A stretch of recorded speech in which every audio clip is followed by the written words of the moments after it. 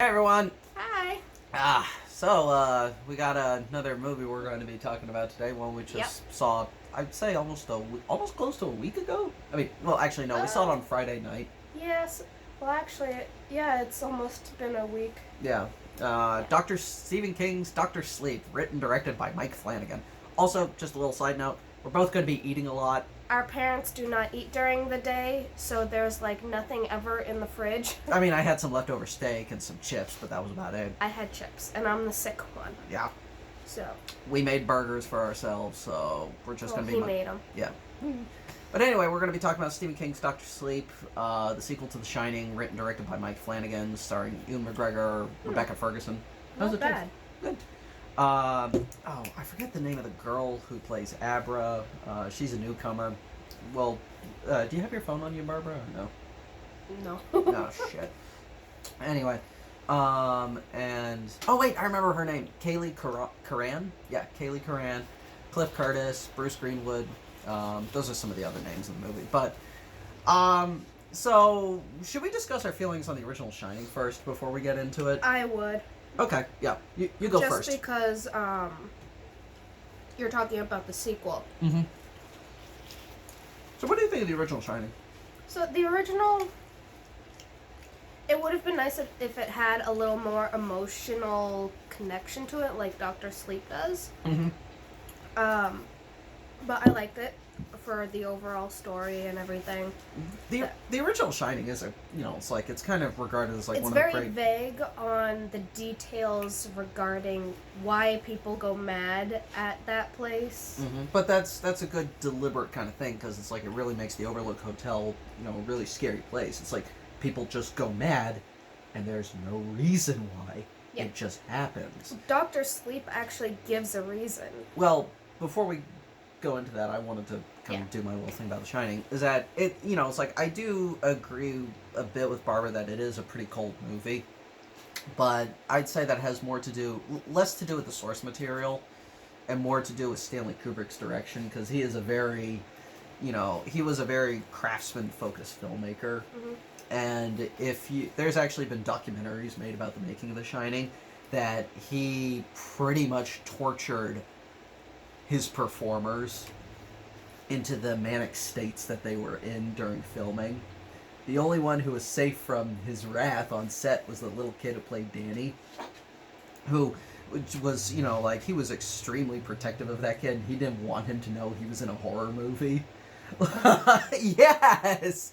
But meanwhile, he tormented Shelley Duvall and Jack Nicholson and well, the guy has his priorities. He had his priorities. He had to protect the kid from knowing that he was in a horror film. Yeah. While torturing the adults that knew that they were in a horror film. Like what happened to Shelley Duvall, the one who played the wife, the mother, Wendy. Like she, that stairway scene when Jack Nicholson's like, "Give me the bat, honey. Mm-hmm. Give me the bat." That whole sequence. Apparently, they filmed that scene over 100 times. And on the 127th take, Kubrick was finally satisfied. So, and it's like these days, like Shelley Duvall, like she's completely retired from acting, and she's just kind of a psychological wreck these days. I wonder why. Yeah. But, like the original is a classic, and it is a freaky movie. Like, there's imagery in that movie that is genuinely unsettling. But for some reason, to me, I remember, it's like when it was on TV the other day, I found it, I was thinking about it, and to me it was a movie that I thought was honestly more scarier when I was younger, when I first saw it, than I do now.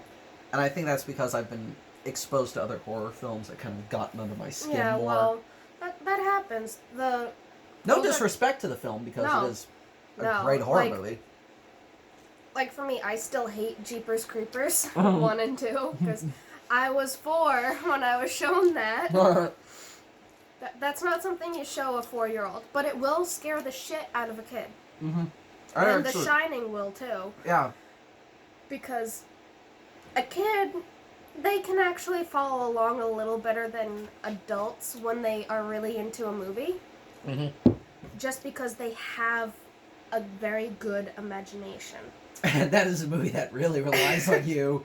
Yes. And when you get older, you're thinking, why was I scared of this as a kid? There are people who are still scared by it. You yes. know, like, it does still have the effects, but for some people, when you get older, like me, The Shining, the effects of The Shining, that kind of went down. Like, I was way more affected by it when I was younger. Mm-hmm. But this sequel, it's got a really tall order. Like, you know, a sequel to The Shining, which can go one way or the other. It can either be good or can be terrible. Yeah. And when I heard about Dr. Sleep, like, I was kind of like, huh, okay. And I looked up who was directing it and the cast, and I was like, okay, this will be pretty solid, you know, like, but after the film was over, I went in expecting something good, but after it was over, I was like, oh my god, this is one of the best of the year. Like, 'cause how? I was thinking, okay, well, this is The Shining. It's from someone that's got a pretty... And he's using the book, you know, Stephen King's little template there. It's based off of Stephen King's mind, yeah, which can be very out there. The book was written in 2013. Still. Yeah. But this director, he nailed it, and he added more to it. He gave a real emotional connection in the movie, which is what it needed. The first hour isn't even devoted to plot or anything. It's just devoted to characters and world building. Yeah, and you following them, like Danny being a kid, and then all of a sudden you see him as an adult. And he's an alcoholic, and he snorts cocaine, and he's stealing money, and he's just like... And then he has nightmares about that person. The naked lady from the original Shining. She keeps on appearing every once in a while. No. Oh. About the woman that he stole from. Oh, yeah, her. Yeah, her and her baby, like, being dead and not being found. And apparently that's something that all Shiners can do. But they actually elaborate more on the powers of Shiners, how different each one is. And like the little girl he becomes friends with over the course of the story, Abra. She was like a toddler when she started communicating with him. And levitating forks on a ceiling. Spoons. Spoons. Like, she's just like, abracadabra! And they all fall right down. Yeah. And when she's like, gets into her teenage years... Oh like... boy, she gets a lot stronger. And I like the added point of the True Knot. Oh, yeah, which is this, like, cabal of, like, these, like, vampiric Shiners who've been living around for centuries. And they literally feed off of the souls of Shiners. They specifically target children, and they torment and torture them because they're, like, they're the purest, the freshest, and torturing them purifies it even more, apparently. Who are led by Rose the Hat, played by Rebecca Ferguson, who's like this kind of kind of this weird gypsy, like hippie type, True Knot member. She's the leader, and she's very charismatic and sexy. But it's like she's the kind of lady where it's like, if you try and get in a fight with her, you will die. She's like, you know, it's like anytime she just kind of appears, it's like, oh fuck, what's gonna happen now? The one thing I really like is how they show when they die, the True Knot. Oh yeah.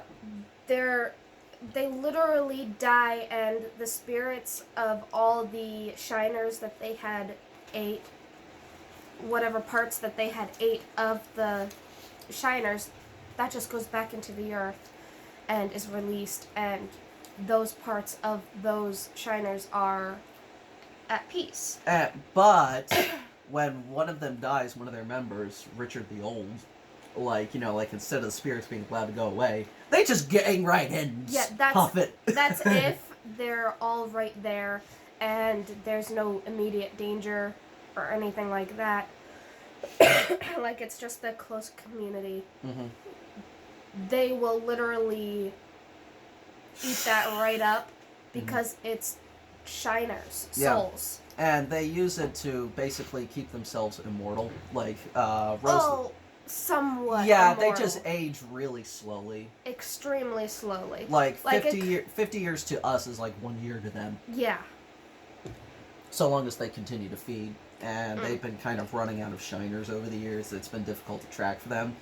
Until, like, during one of their feedings, they get... Abra. Yeah, Abra ends up seeing what's going on, and it causes her to freak out. And she sends a message to Danny, and it's... And Rose the Hat, she notices, which is a bad thing. Oh, yeah. And it just kicks off this movie that it's like... It does so many genres. It's almost kind of hard to pin down exactly what it is. Like I think it's definitely. It's in the horror genre, but it's like It's definitely a horror thriller. But there's also action in it. There's elements of fantasy. It's an addiction drama. It's a movie about grief, coming to grips with trauma. And it just keeps on bouncing between all these things. Yeah. But it never feels. It is truly a horror. Where you have literally every different genre in it. Yeah. Which I was telling my friend Katie about that, and she's like, well, that definitely sounds like a Stephen King adaptation.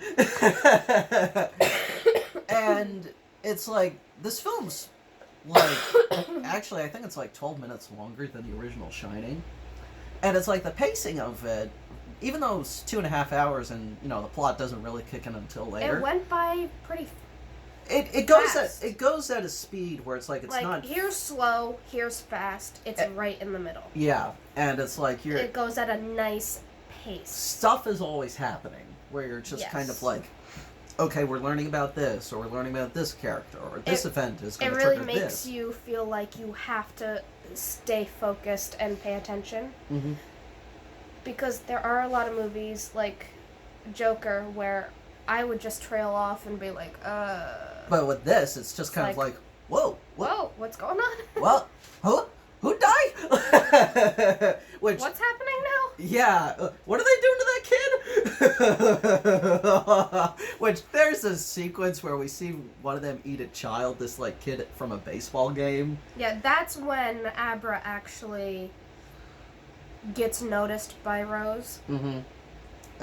But I just wanted to detail that sequence. That sequence is, it goes on for a while, and they just show how, it's pretty bad enough, when you see, the True Knot at first, and you see some of the things they do, but this is, kind of the point where you're kind of like, oh, these guys are monsters. Mm. It actually shows in detail how starved they are, because shiners are not as common.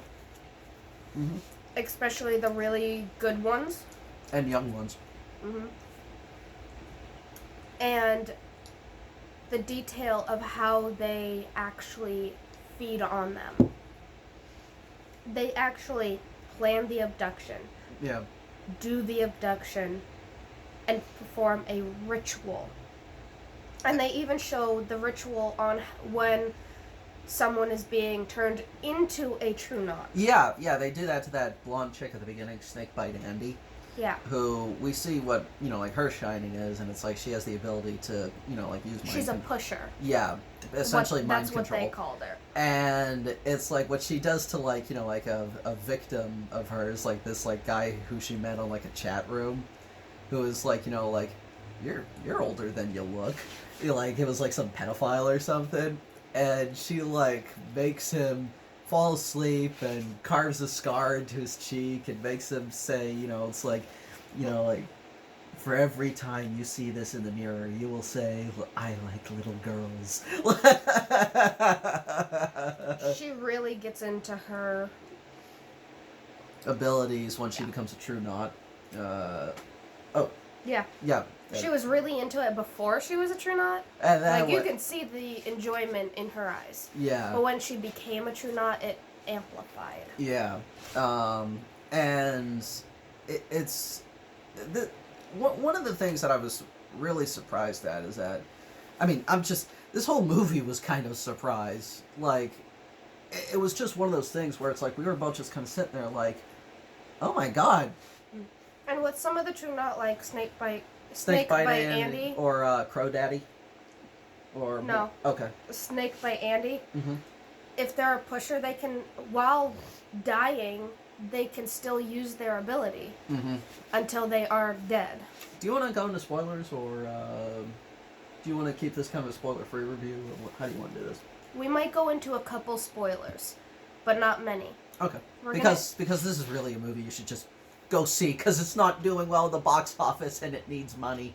This is the type of movie where it will not do that well at the box offices, but once it comes out on DVD, it will do fan-fucking-tastic. Much like the original Shining. Yes. In fact, the original Shining was actually panned at the time of release. Like, the one big spoiler I do want to talk about is... let's just...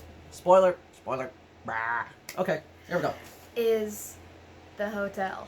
Okay, so the marketing made it look like the hotel was going to be featured quite a bit in the movie. But it wasn't until the very end. Yeah. But here's the thing that I like the most about it. While he eats a little bit. They actually... You find out that it's kind of like a place where the True Knot used to congregate and go to, and they really don't elaborate. They don't elaborate on it, but that's the feeling you get, because at the end, when Rose the Hat, Danny and Abra are confronting Rose the Hat. Yeah. And she thinks she's got them, and she's all souped up Danny and powerful. gets her onto the stairs and unleashes the spirits of the Overlook Hotel that he kept sealed in his mind. Yes, because they kept coming back for him in the beginning. Yeah, when he was a kid, and he was able. He let them go, and oh my god, she gets she's built up as such a strong villain, and we see you see a hand go up under her skin, and she gets like throughout the movie, she's like a pretty strong threat, but the moment the spirits of the Overlook Hotel come in, she's kick nothing. Her ass. She's nothing when they come out. And they feed on her soul and her screams the same exact way that the True Knot feed on Shiners. Yeah. So that gives you a huge fuck yeah moment vibe of everybody that goes to the hotel is a Shiner. Not a Shiner, a True Knot. Yeah. And the hotel itself is a True Knot. Something like that. That's the feeling you get. From what I understand, the original book, in the original Shining, they actually destroyed the hotel, and it was implied to have been built on some Indian burial ground. I don't know if that's true here. Maybe because of Kubrick, what differences Kubrick made. Maybe he really wasn't interested in the kind of Indian burial ground stuff. Mm.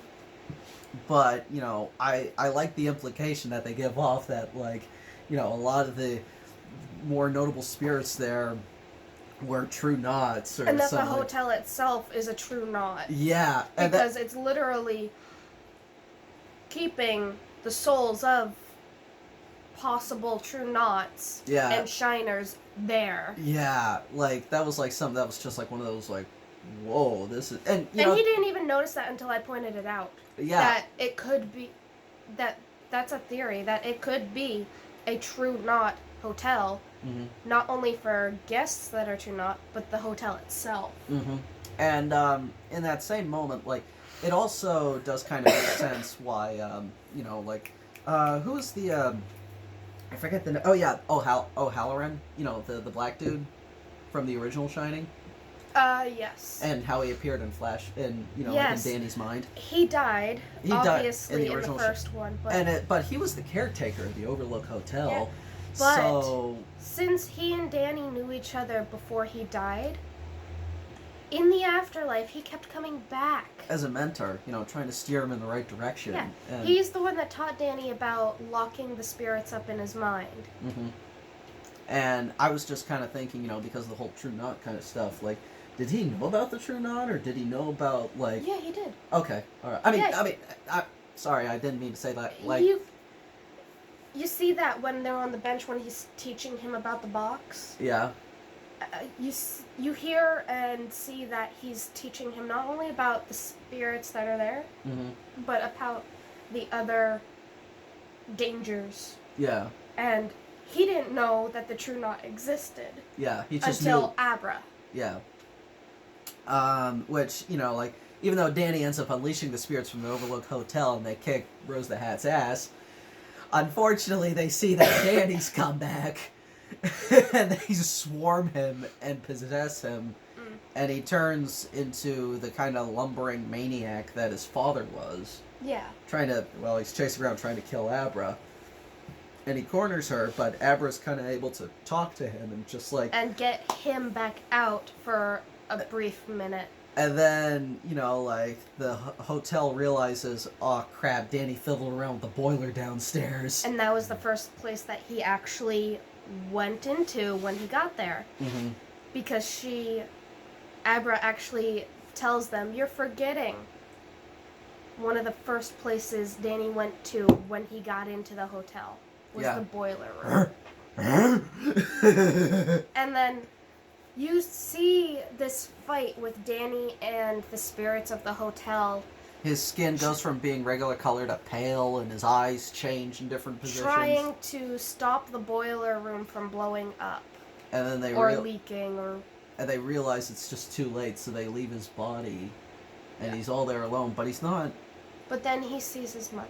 And he's kind of turns into a little kid again. Literally. Yeah. And... So at that point, you know he didn't make it out. But at the same time, it's like he was able to finally come to grips with his trauma. His whole arc in the movie is him trying to come to grips to all of that. And the part with Rose and him on the staircase, before he releases the monsters, she realizes exactly how much torture he's had. And she gets a kick out of it. She tortures him more than the boy that was on the baseball team. She's like, oh, you're old. You taste so good. And you taste of whiskey. Perfectly aged whiskey. Yes! Which, another thing about this movie is that it's not obvious, but there is a subtle sense of humor. Like... Yeah, very subtle, but it's there. This movie has a really downbeat tone to it, but it's like there's like a line of dialogue where a character will make something and you'll just be like, But alright, I think that's enough spoilers. yeah, but like just... You guys have to watch the movie. You have to. Like, yeah, spoiler right here. But it's like, this is better than I could have ever imagined. Yeah, I was really worried about the sequel because I didn't know if it was gonna measure up to the first. It actually, in my opinion, surpassed it. I want to give it another view to know if I can really confirm that feeling, but it is really high up there as far as at least to me, it surpassed The Shining. But that's because rarely nowadays any actual movie can surpass its original.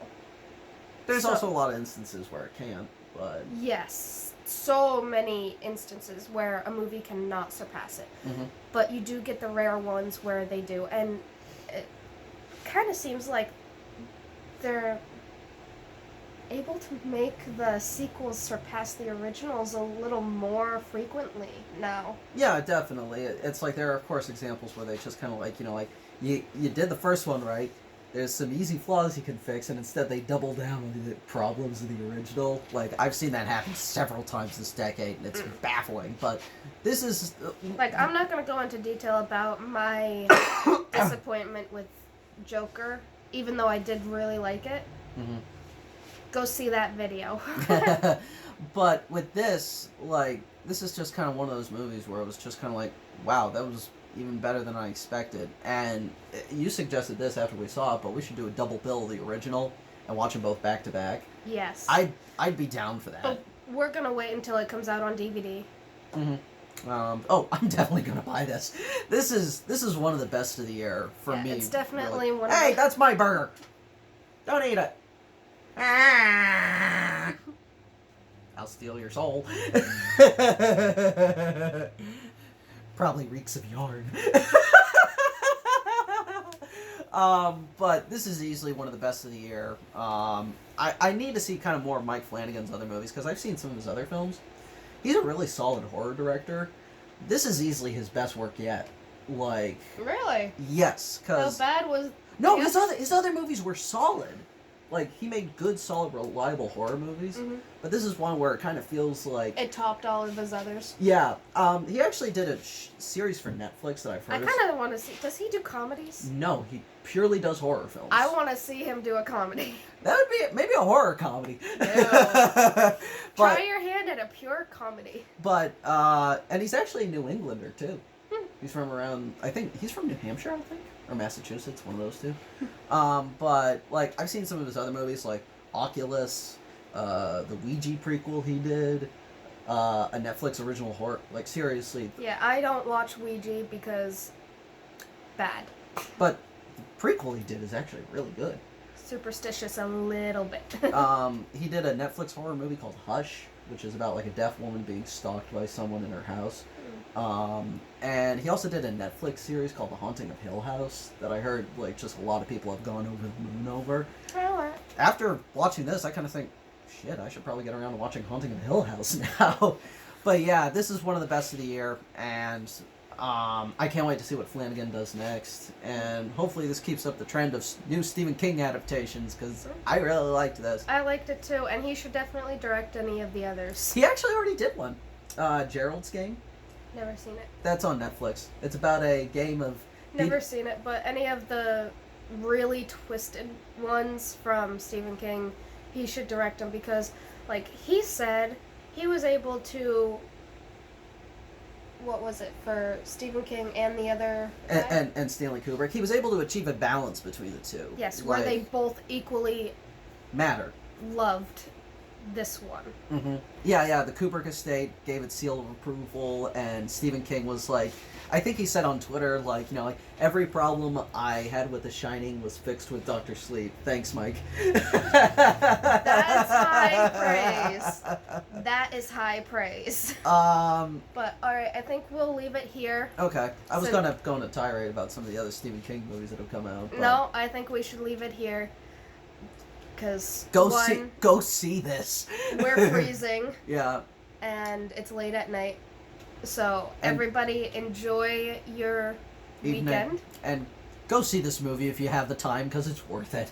Yeah, and if you don't see it while it's in box offices, at least Give it a rent. rent the movie or own it. I Yeah. would actually own it if I were you. Yeah, totally. Like, this is definitely something that's going to be fun to rewatch, just to kind of pick apart whatever little things are there. Anyway, you have a good one, people. Bye!